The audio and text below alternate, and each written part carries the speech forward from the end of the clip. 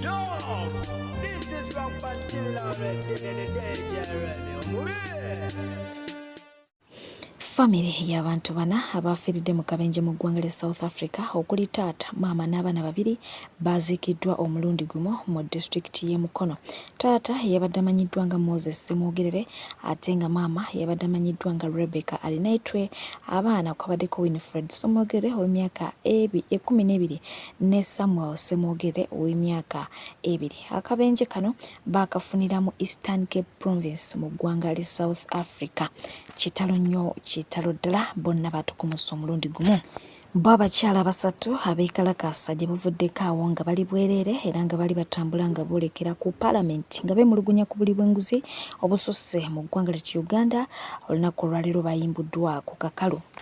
Alex Sempijja yavuddeyo n'awanjagira bekikwatako okumuyamba oluvannyuma lw'okubbibwako takisi ye era bw'etyo poliisi n'agiroopera n'ekwata abeenyigira mu kubba takisi eno. Wabula agamba nti nga wayise ebbanga ttono poliisi yamala neeta abantu abo era nga kati bali abutaala ate nga obukakafu bwonna obukakasa nti ddala be babba takisi ye poliisi yali ebuyina bulambalamba.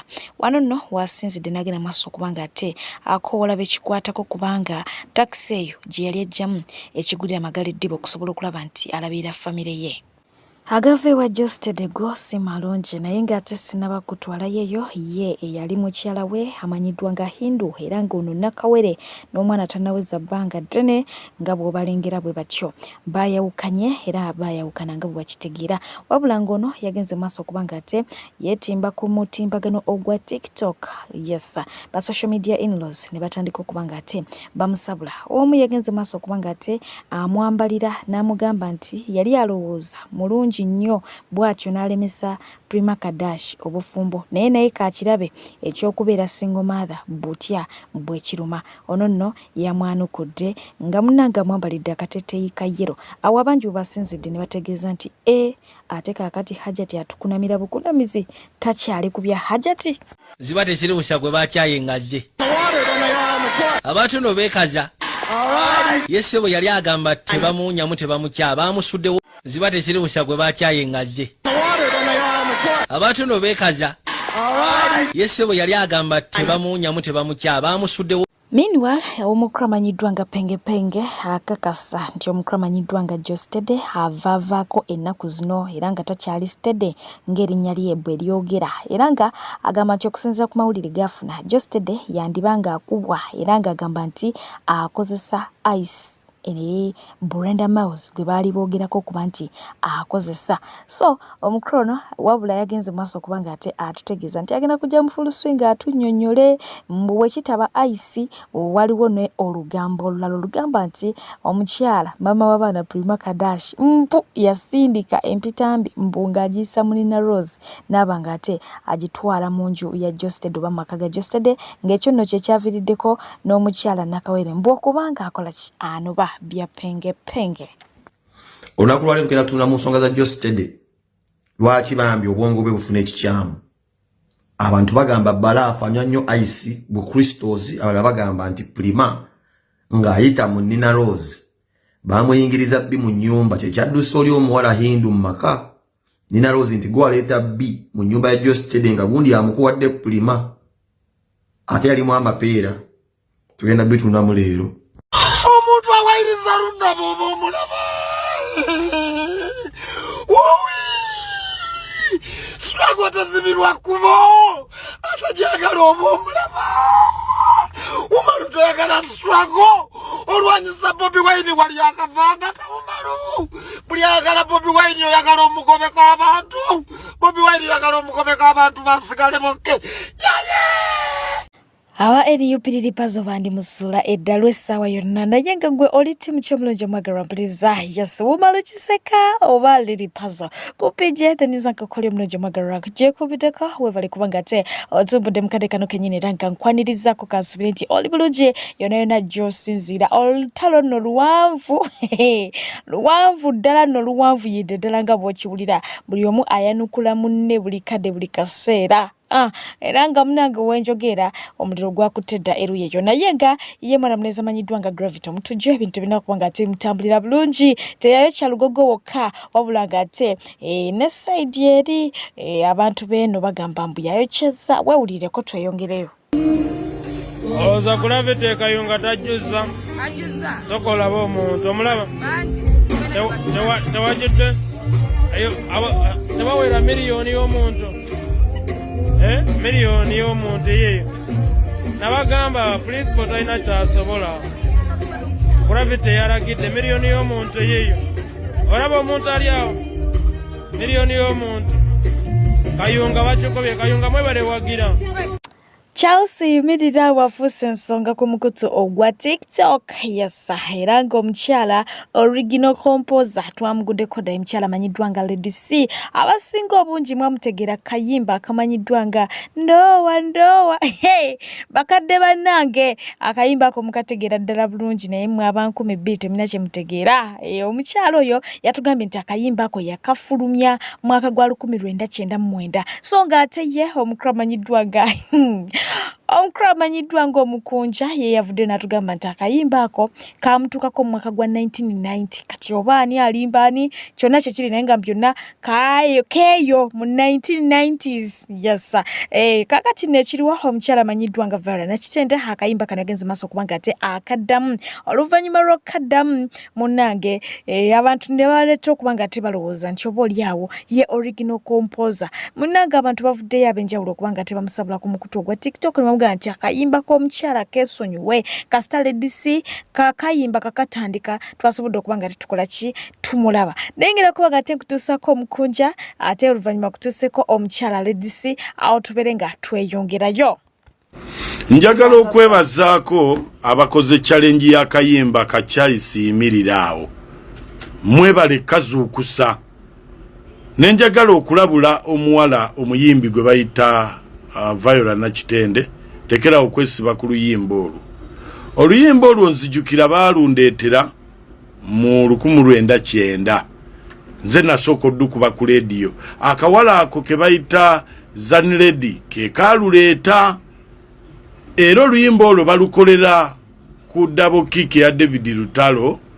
mu 1999 nendukuba mu 19 naye nga lw'okufuluma okulukola mu studio balukola 1999 so bannayuganda mwebale nnyo okukomyawo oluyimba olwo noono omuwala Zanledi yalukola luyimba lwa Zanledi Viola Nakitende teweesiba ku luyimba olwo kubanga oluyimba olwo oyo omuwala yalundeetera mu 9 ku biiti ndukube era nemmala oddukuba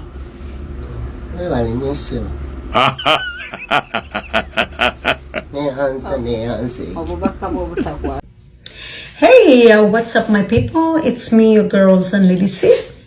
Yeah, and since it's in Los Angeles, California, kati nsonga endese mbadde njagala ku clarifying about a certain song that is doing rounds on TikTok. Oluyimba baluyita Charles yimirira. Okay, it goes like this. Charles yimirira ombulire wachonumya bulijjo netumya nga nkwagala nkufumirwe tukola maka. Yes, that is my song. Okitegera waliwo abantu abalutambuza nensanze nga balutambuza ku TikTok njagala kusooka kubeebaza emboozi tebankadde you did a great job, thank you so much. Ndabyeko n'abantu abalala ku mikutu nga mulutambuza bannayuganda mulutambuza nnyo bannange oluyimba lwosirwa kakati. I recorded that song in 1999. That was at the beginning of my music career. Okay, nenduteekayo nalo recording wakasiwukira mwami omugenzi kasiwukira producer gwe nalukana naye baali bamuyita Tim Kizito. Tim Kizito went missing here in the US. Omulala ya distributing oluyimba olwo bamuyita Tubro Production. He was the original distributor of that song back then when I just started. Ngani mutonyo era nakalobozi mukawulira kali ka kito. And then I recorded my song. All of a sudden, recording enyimba nyingi. Na recording Ndoa went really, did really well in Uganda. And now this is one of my first original songs that I recorded when I was just starting music. All of a sudden, abana bagenze ne baluja mu archive. Ne balutekayo. Clarifying that, nti omwami yalutekayo bamuyita Tony Kalanzi. That guy used to work with me in a band.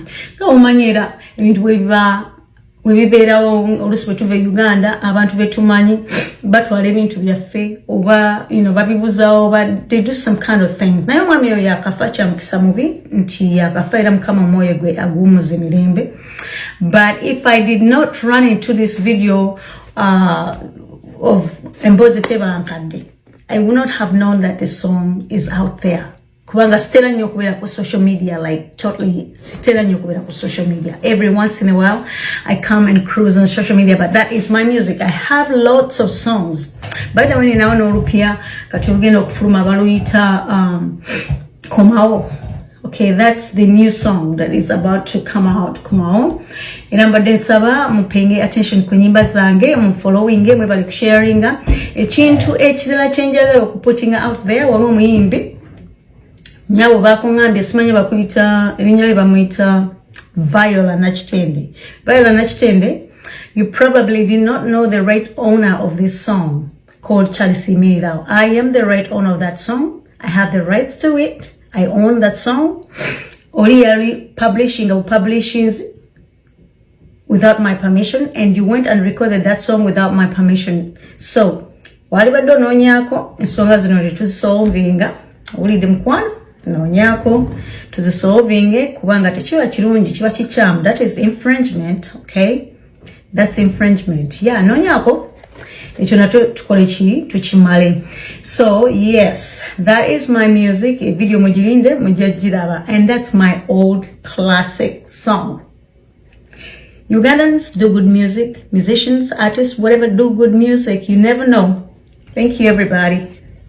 Byebyo nawe bityo bigeze naye nga ye omukyala manyiddwa nga Honorable Betty Namboze bakireke bwati yavudde nagenda maso kwanga ate abatizo omukyala manyiddwa nga Jennifer Nakangubi Fulufiga erinnya pya era ngono yamutumye omuswaswangule kwago gobadde omanyi yongerezaako omuswaswangule. Omukyala ono twasembayo okumuwulira nga abatizo omukulu manyiddwa nga Sabavulu Balam, a useful idiot. Kakati no ku mulundi guno abatiza Jennifer Fulufiga ogera kumanya ensonga lwaki amubatiza ate nga si yekavudde kubanga ate amwogerako mwana muneza manyiddwa nga Up Top Boss, naye bwatyo yagenze maaso kubanga ate amukomerera. Ate ngera n'omukyala manyiddwa nga Louis Light naye yavuddeyo kubanga ate amukomerera. Naye ng'eyo yonna sinaba kutwalayo. Omusumba Lozias Bugingo yasuubiza endiga ze nti bagenda kukolayo church nga yo specifically y'amaanyi ga kisajja. Okiwulidde ekyo?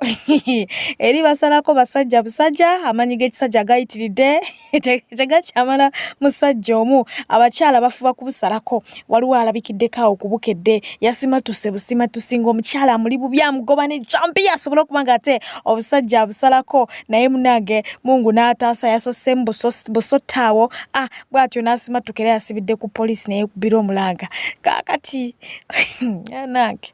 Anyways, ngenda kuba nga ate bonna mbakutusako naye nga nyongera okujugiza nti Sheikh Ashraf yajja okuba nga ate akusomereddwa mukwano byonna ebikutte mu bulamu bubeere nga ate bita mu ngeri ez'enjawulo. Genda maaso okuba nga ate omukoonako mu ngeri ya kimpoozo ojja kuba nga ate omufuna bulambalamba ne ku WhatsApp ajja kuba nga ate akukwasaganyiza ddala bulungi. Weewaawo kansooke nkutuuseko omusumba Lozias Bugingo ate oluvannyuma tukomeekereze ne Namboze Up Top ne Louis Light nga bonna bali ku Fulufiga. Ogenda manya lwaki Fulufiga musosangula okwereza mbadde Pigeons aka beera bulungi weeraba.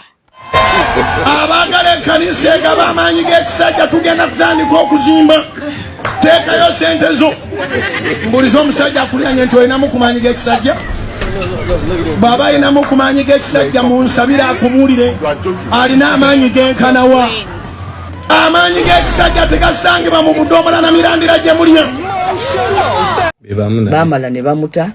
Yalwala lumberwe n'afa emyaka mitono egyakayitawo. Naiti kulabako. Nina kati omulembe guno tutandise okufuna ko banaiti kulabako b'omulembe guno ekisooka ye kububwe abeera ki musaswangule gwa mukazi omanyi kye bayita omusaswangule nedda madam teacher omuntu gwe bayita omusaswangule batera nnyo okyogera ku mukazi omuswaswangule omuswaswangule abatalina makulu ye mukazi ali awo kwegamba nga tosobola muteeka mu kifaananyi kya kubeera mukyala ayogera ebigambo gamba ye yennyini nga uncultured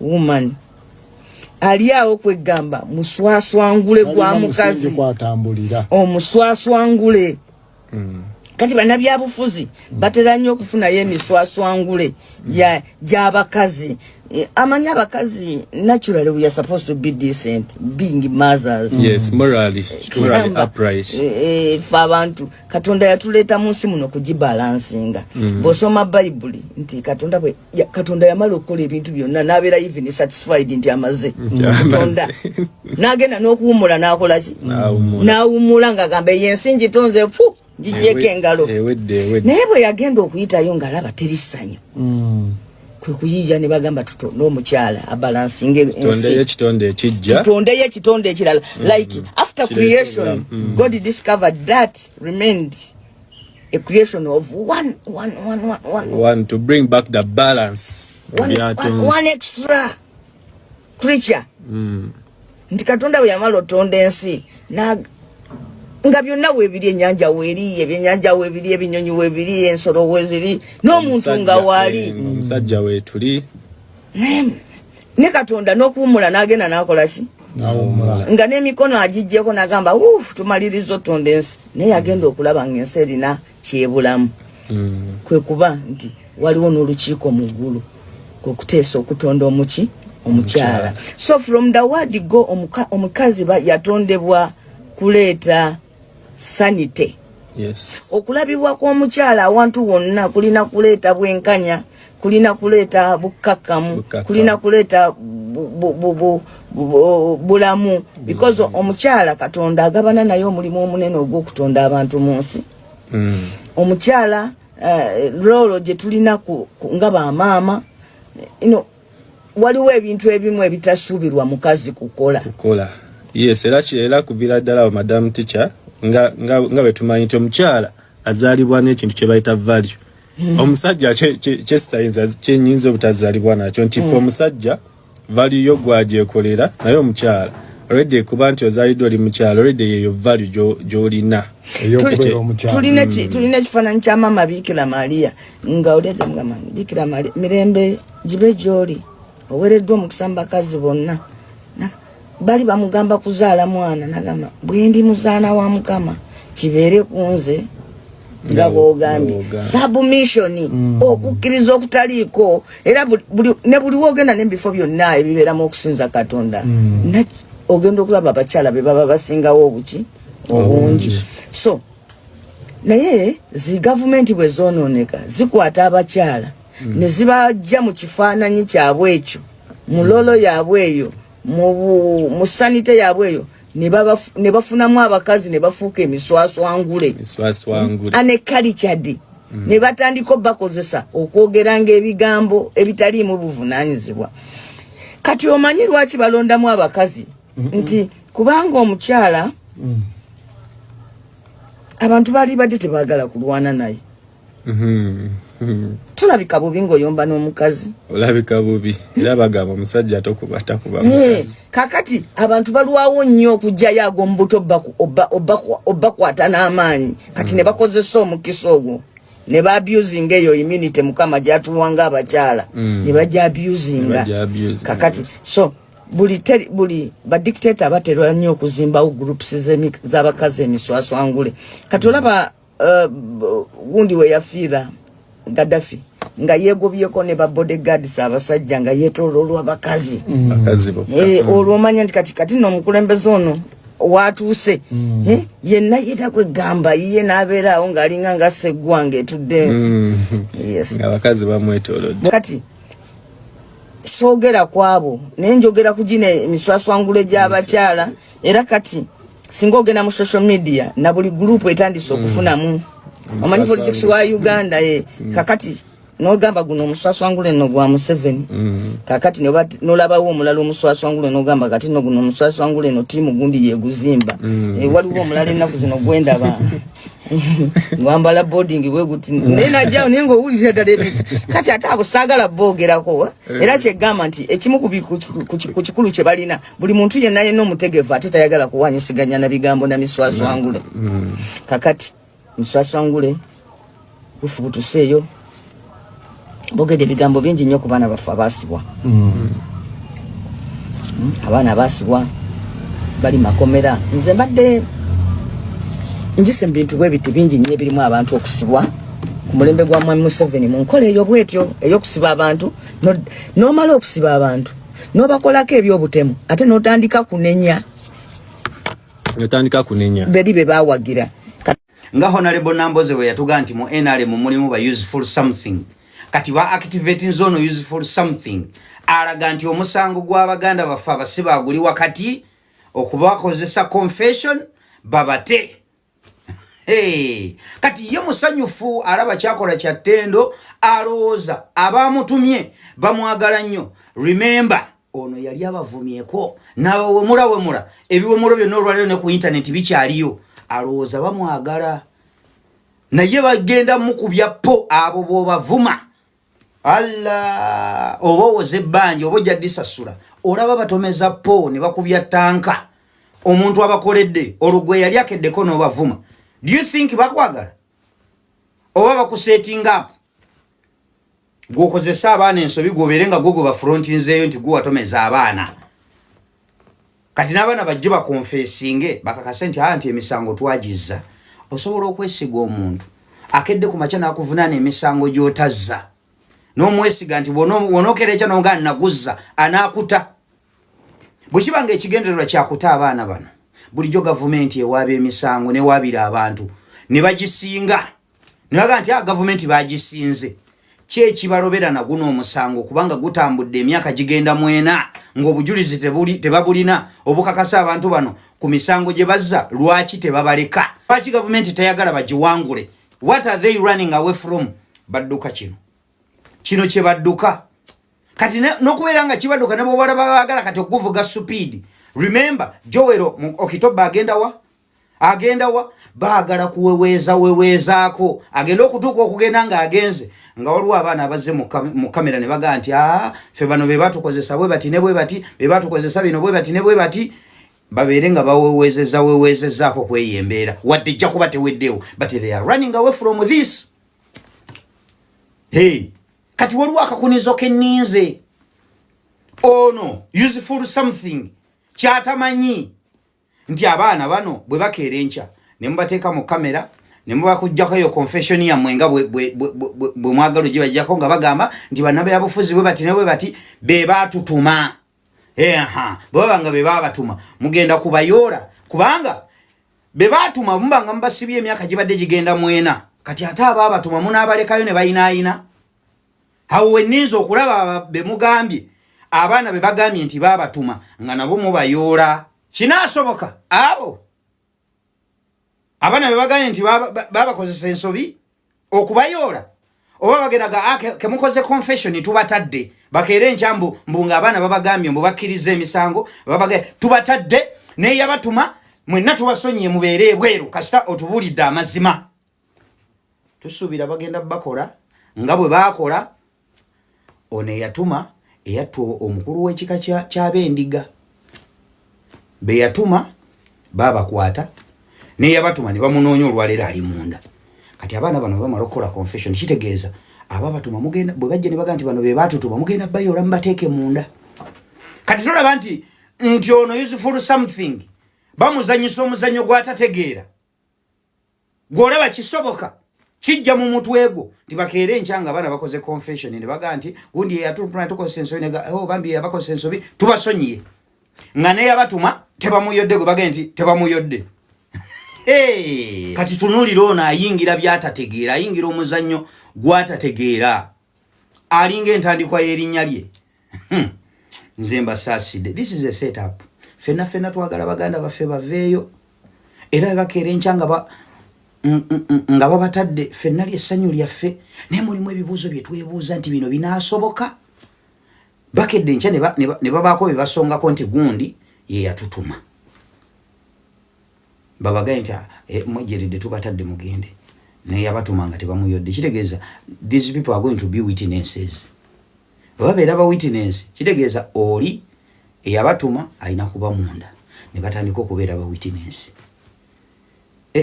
mubiyita byangu nga mubiraba ndi oba naayogera nga gakale koti eddako mubeere bulungi mweraba salaamu aleikum koti session ziwedde amazima tugategedde musaasaane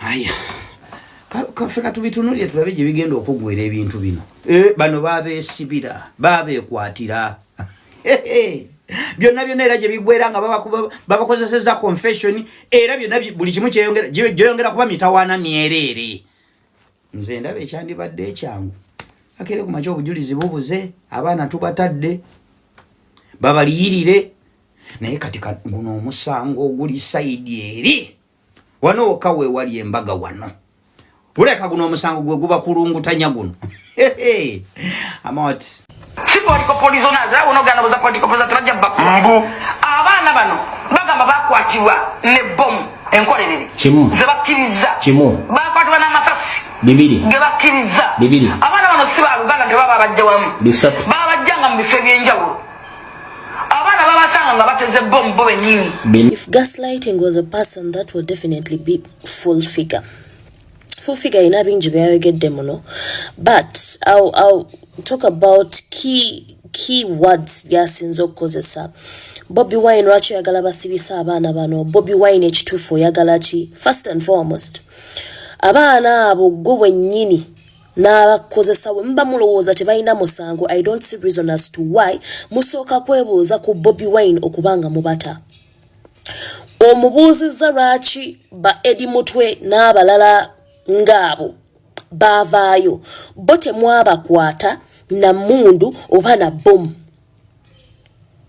Temwabakwata na mundu oba na bomu ngaye mugambye bano nti they are non-political prisoners, mwabakwata ndooza nga baasasi abazze okutugumbula abantu abaali bazze ottega bomu abaali bali etc. ng'ebintu ebingi ebyayogeddwa. That is the reason as to why it was easy for them to go out or come out of the prison. Unlike these other people that you're mentioning. Echirala, I don't know why you insist so much. You have a tendency of spouting nonsense, complete nonsense, each time they put a camera in front of your face. I don't know if Oboko Siriwaza, it is part of your business or why it is part of your job. I literally do not know. Obo soka kulowoza mno otwanoga nebino byenjogera birina amakulu bitege kwega birina muko some sense. Would someone depict something from it? Will people take heed of the things that I talk about? Cause ogambye abana mwabakwata nga balina bomu mubakutte n'amasasi mubakutte ne biki. That is no longer in Bobi Wine's hands. Those are fugitives. Understand? If you believe emisango ejo bagikwata nga you even have proof aside from oye nini mukwano gwo gwokola naye nga ali mbu ekigambo mbu kitegeeza kigambibwa nti naye gwe engeri gy'oyogera ate olinga ayogera with merit, like by'oyogera biri spot on, ebintu by'obijja ku sosi Georges jja byonna bituufu, wabula oli ali mu kwongerezaako mbu kwegamba baleme bimutuuza mbagambe mwatuula ku TV ne mugamba nti kino mwagala kali kambu kasigalewo mugambe nti bano be baabyogera siffe. Secondly, if those are fugitives, naffe tetwagala abantu ababinga abo batweyungemu oba babeere a part of we.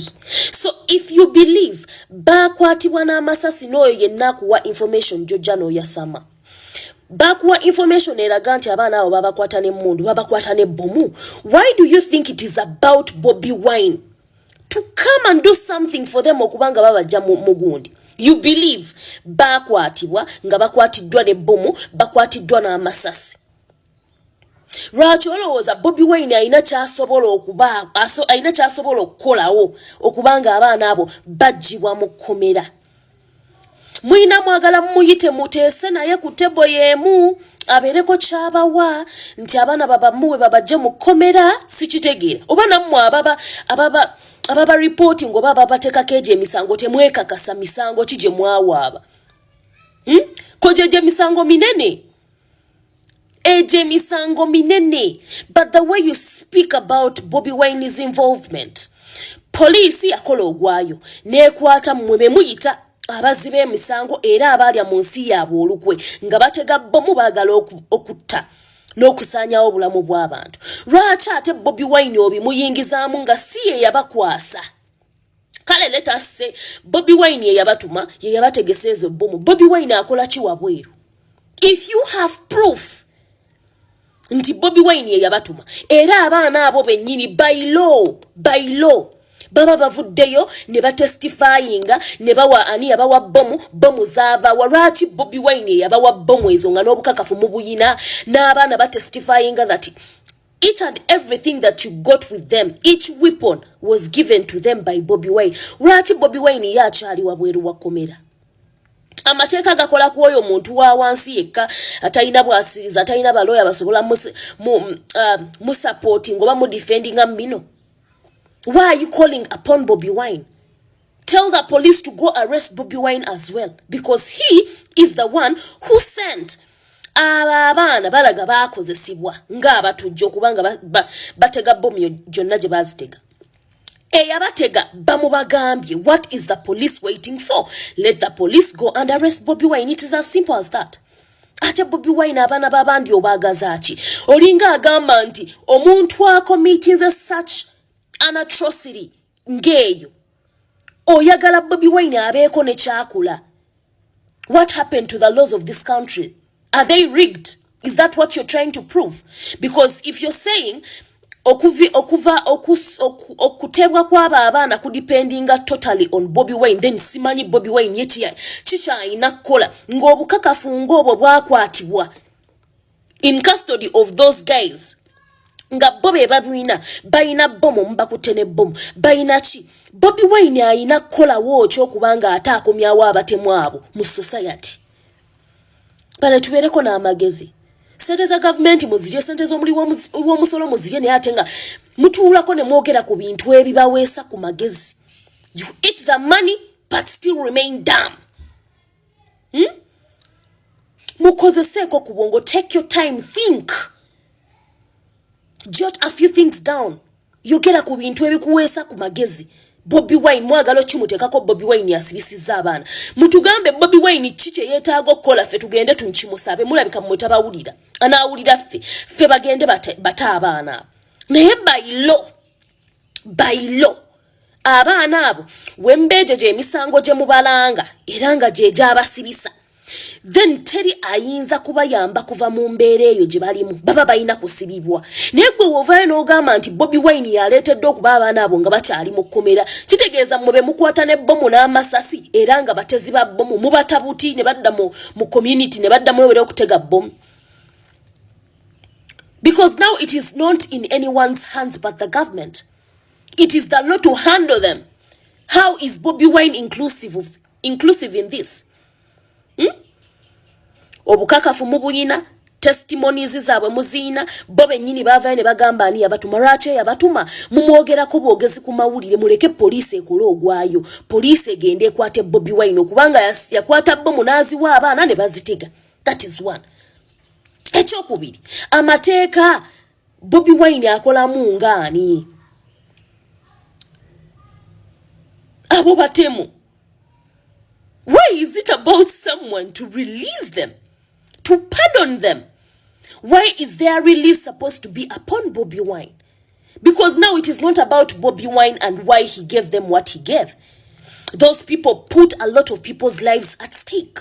You say batega bomu, you say bata abantu bangi, you say mwaba kwatanga bayina emundu simanya na amasasi. It is not upon anyone. It is now the law to handle their case. If they did anything wrong, you have proof of it. You have testimonies of them confessing to their crimes, confessing that buli kimu kye bayina ne bawaayo ne mastermind behind their plot. Why are you just discussing the mastermind on TV? Why isn't he in the police custody? Amagezi go woba oliawo ng'oli kibuyabuya ng'olinamu matono nnyo ndowooza abantu abasinga ebintu by'okwogera ku bintu by'eggwanga babyesonyiwe. Si bintu si byakwesooka. Have some sense, then discuss something. Sente ogirye ng'olina ky'okozeewo. But this spouting just merely anything doesn't suit most of you ku myaka gyammwe. Rest. You understand? Rest.